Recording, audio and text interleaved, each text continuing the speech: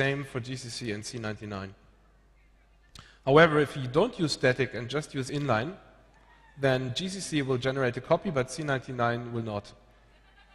And there's extern inline too, but as I said, you don't really need to write inline, so this is just to tell you, if you use inline, you can shoot yourself in the foot because it means different things in different versions of the compiler. So just don't use inline. So there's another thing about inline, the thing that you try to optimize away with inline functions, the call, is actually pretty well optimized in modern CPUs. Modern CPUs don't have just the usual stack that's used for the arguments of functions, but they have a separate mini stack in the CPU that just caches the last return values. And these values are used to prefetch the code, and so it's actually like a conditional branch, and the CPU uses the same branch prediction logic. But the prediction is easy for calls usually because the return value never changes. So the CPU has this internal stack with the return values, and if the value is still the same on the stack, which is the usual case, then it's already quite optimized. Only if you use some kind of, if you get exploited, for example, or if you fuck something up, then the return address on the stack will not be the same, and then it gets really slow. So modern CPUs already have mechanisms to make code fast if you have many calls. And you can see this best if you use the -f pick flag, which creates position-independent code, and you have a target CPU of i486 because they didn't have this optimization. The later CPUs usually have. So everything 686 or later has it.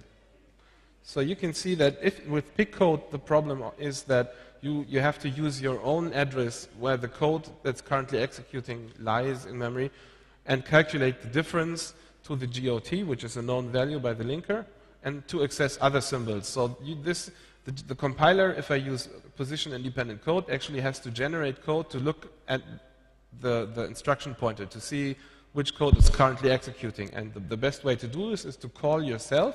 So this call just calls this label here, which is 0 bytes distance, and then pops the value from the stack and gets the return value. So this destroys the CPU internal cache of the return values I just told you. That's why if you use -f pick on later CPUs, you get different code. So this is the code that's generated now. You get a call to this little function that just moves the return value in the register and returns. And this is actually a lot faster. You can try this at home and see. So the CPU is already quite efficient, and I did some small benchmark. So I put this on the right to indicate it's in a separate file. I have this function. I put it in a different file so it cannot be inlined. And so what you can see is that I have this function foo that basically does nothing. This call to foo will probably be inlined if you tell the compiler to use maximum optimization level, right? So I put this function in a different file, and it does really nothing to get at least one call in this. So what this will do basically is iterate 100,000 times and just do basically nothing, just a small increment on the static variable. So you can see the timings here. The loop takes only 4 cycles per iteration for the call and the return. So if I inline this, that's just 4 cycles that I save per call. And to give you a perspective on how much that is, one iteration of MD5 takes 16 cycles per byte. So you can see this is really not a lot. MD5 is a very fast cryptographic hash function, and that so you can see on AMD this is actually even less. So inlining had big reasons for existence a couple years ago, but these days CPUs are quite good. So leave the decision what to inline to the compiler, and don't touch it because you will usually make it worse. So this is the single most important thing I'm going to tell you today. Many people think that range checks should be optimized away, and you just leave them out when you think that your code will never touch them anyway. And this is one of the major sources of security problems these days, that people think they shouldn't do the range check here because it will never be triggered anyway, and it would just make the code slower. So compilers can actually do a range analysis on loops, on the variables on the loop and in the loop, and see if the range check will be triggered or not. And in the cases where it will obviously not be triggered, it can actually not generate code for the range check in the first time. The compiler can do common sub-expression elimination to eliminate duplicate range checks. So even if it's necessary in one place and you do the same check below, for example, because you do it in some kind of inline function, then the compiler will only do it once. And if you check something that's invariant to the loop, then the compiler will move the check out of the loop. So all of this is done, and it's been done for years. And let's see how it works. So I wrote this little test code. I have this array. It's, again, 100,000 elements. And I have the code that writes directly. To every element, it writes a 0. Right? Easy enough. And then I have this indirect version. I declared it static, so it will be inlined. Right? So I have the separate thing that does the same, but has a range check. Right?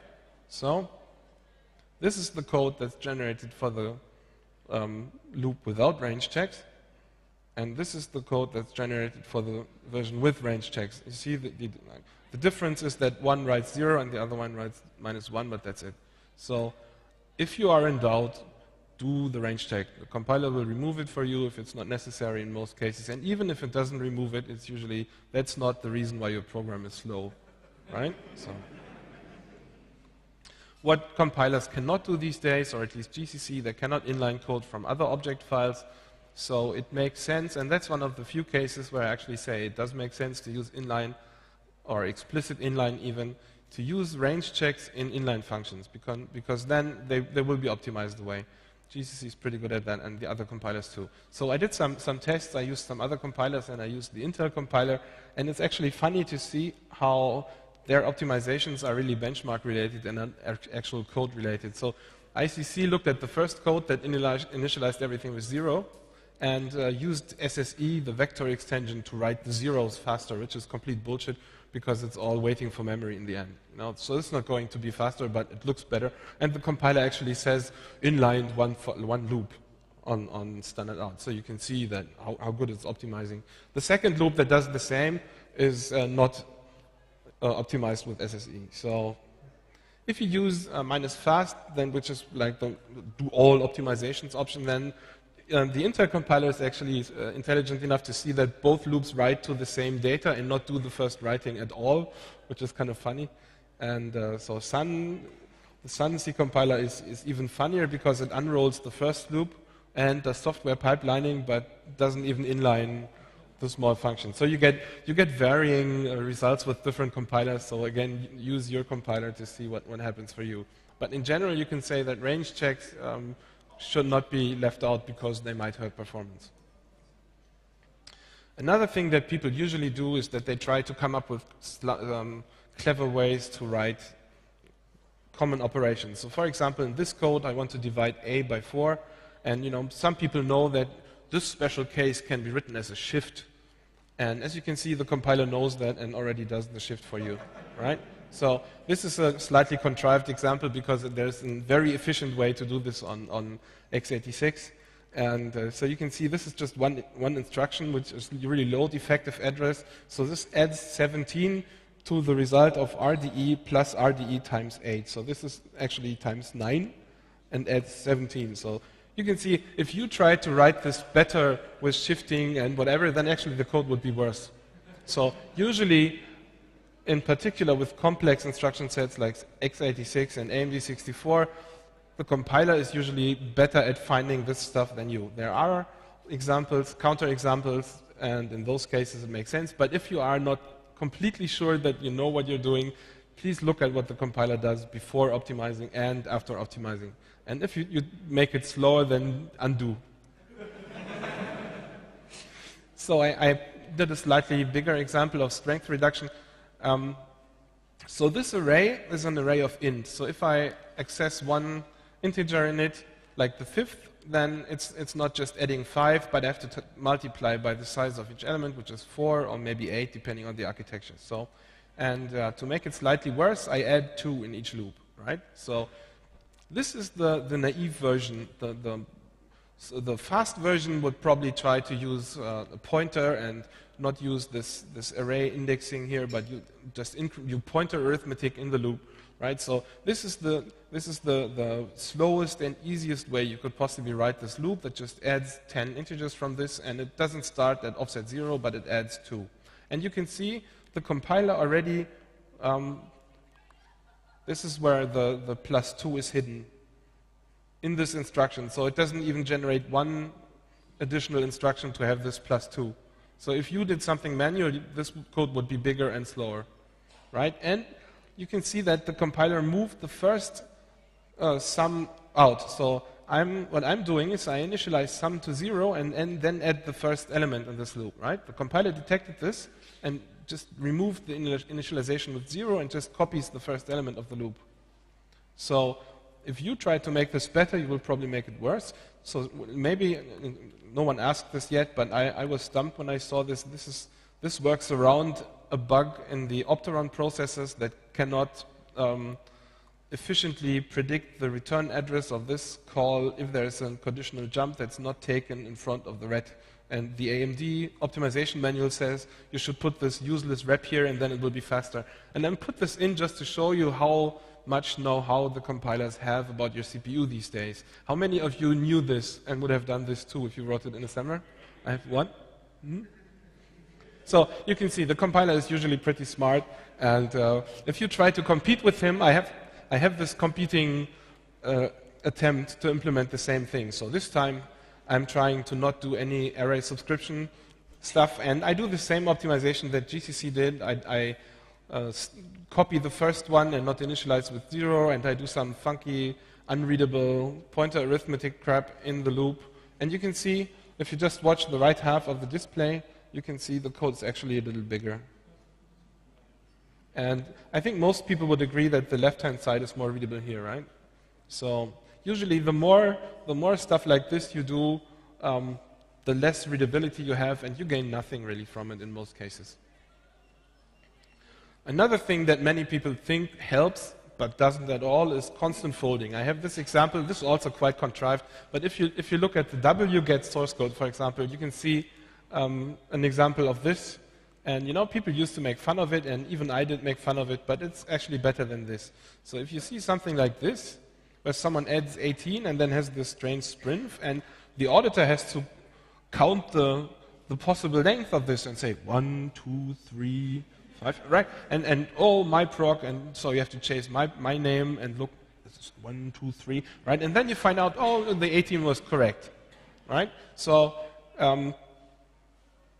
the other way to do it is to try to write it explicitly. And in this case, you can see, okay, uses my name has the length of my name, uses s has the length of s, and the only thing you really need to compare, which is easy visually, is if this is equivalent.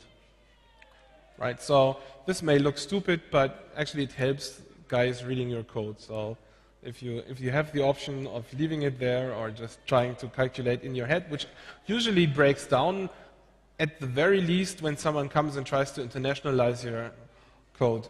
So this is usually a bad thing, to have some magic constants in your code. And it's even worse, I've seen this too, that someone took this 18 and has to define for max length or something, or length for this, and then so there's no magic constant in there because the style guide says you shouldn't have magic constants.